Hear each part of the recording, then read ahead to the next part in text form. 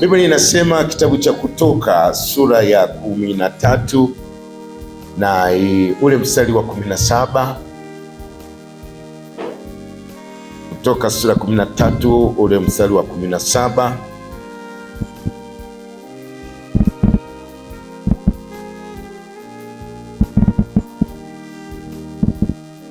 Anasema, ilikuwa hapo Farao alipokwisha kuacha watu hao waende zao, Mungu hakuongoza kwa njia ya nchi ya Wafilisti, ijapokuwa ilikuwa ya karibu. Maana Mungu alisema wasije wakaghairi watu hao hapo watakapokutana na vita na kurudi Misri. Ilikuwa hapo Farao alipokwisha kuacha watu hao waende zao, Mungu hakuongoza kwa njia ya nchi ya Wafilisti, ijapokuwa ilikuwa ni nchi ya karibu.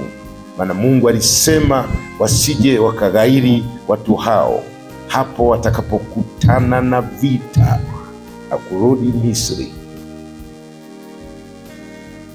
Nyosha mkono wako mmoja juu, mwambie asante Mungu, asante Mungu, asante Mungu, asante Mungu, kwa sababu siku ya leo umenifikisha kwa kusudi, maana ndiyo siku yangu ya kuachiliwa kwangu. Leo ndio siku yangu ya kuachiliwa kwangu.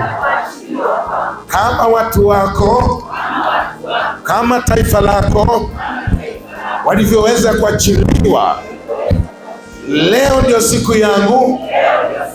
Umenifikisha siku ya leo kama watu wako Israeli ulivyowafikisha siku yao, siku ya kuachiliwa kwao.